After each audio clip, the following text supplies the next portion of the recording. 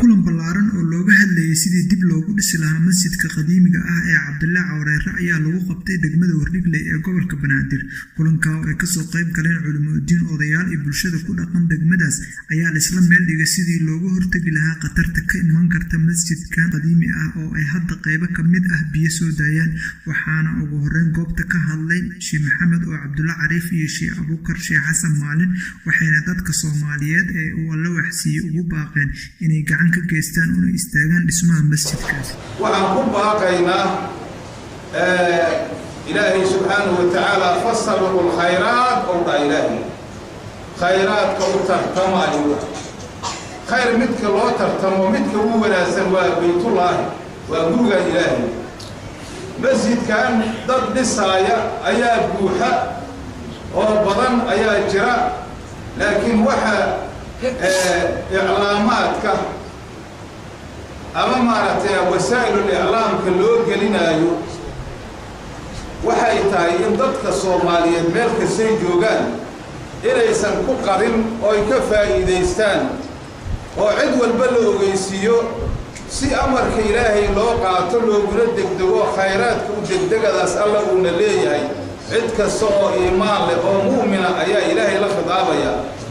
marka dadka Soomaaliyeed dal iyo dibad ku nool waxaanu leenahay masjidkan qiimaha badan leh oo masaajidii diinta ilaahay u soo khidmaysay kuwa ugu horeeya ka mid ah in maaragtay maanta masjidkii waa la duminayaa. waxaa la rabaa haatan sidaad u jeediin waa maaragtay hal guri waaye oo aan dabaq lahayn oon siyaado aan lahayn. hadda waxaa u jeedaan magaalada ama magaalooyinka ama caalamka in la dhisaayo hawada sare maaragtay gurihii lasii marinaayo ayadoo adduunyo looga jeedo maqsadku uu tahay lidunya uu yahay.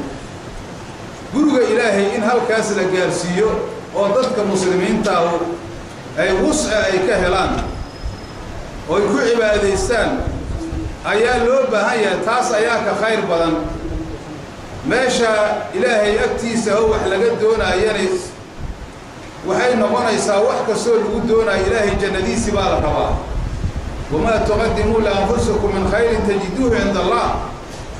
marka alxamdulilaahi waxaan ognahay dadka Soomaaliyeed ahlu khayrka inay u tartami doonaan oo lagu kala dhaqi doono oo waxa weeye la kala badsan doono ciddii ay noqotaba. masjidka waa loo taagan yahay oo waa la dhisayaa insha allahu tacaala, laakiin waxaanu ku baaqaynaa sida ilaahay uu yidhi fasabiqul khayraati khayraadka u tartama. wuxuu joogaa heerkii lagu tartamaayo ayuu joogaa. cid kastana waxaa weeye waa inay ku dadaasho. walaalayaal sidaad ogsoontihiinba dabiicada dhismaha masaajidda ilaahay subxaanahu wa tacaala dabeecadda waxaa ka mid a masjidku muddo fog hadduu dhisnaado inuu ummadda uga baahan yahay gacansiin iyo taakulayn.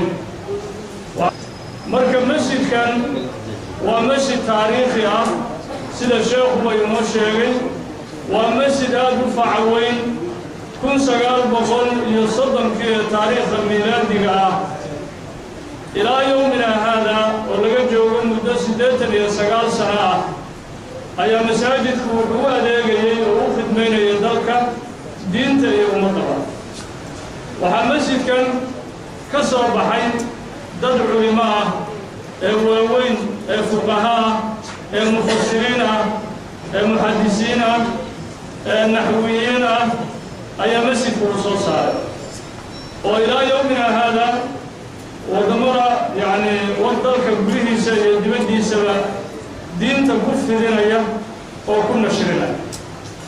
waxaan rajaynaynaa insha allahu tacaala muddadaa 89 sano dhismo cusub hadda haddii masjidka lagu celiyo inuu muddadaa 89 sano iyo ka badan dib uu ugu sii adeegi doono dalka iyo diinta iyo ummadaba ugu sii khidmayn doono.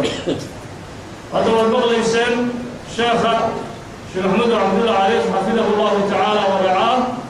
waad maqlayseen dadkii xilligaas masjidka aasaasay ama gacan ka geystay wax yar ubaa ka nool.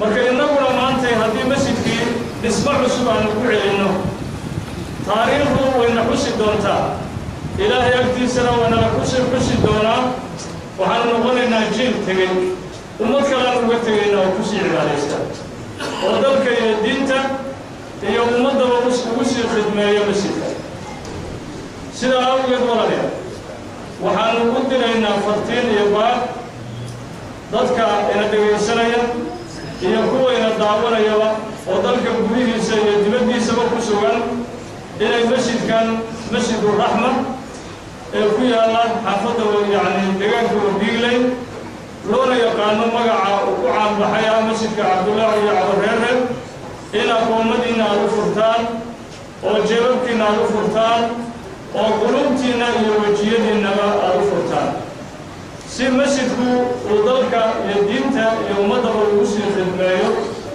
لأنه ولا المسجد كاسمه هي تاجرين المسجد إنك قدنا إسرائيل إنك مصلحة نوجدها إنك مصالح لنا الدنيا يمدنا آخرة إلهي وكوها جاجنا يا سبحانه وتعالى. مسجد كل هذا الكاس والله والله قد ملينا هو واحد سوريا سوريا نستي في حوالي قدك قبرين هو عباس سوريا حشيشة هو على سوريا مركا نول محورة أنت أقول عندك كويس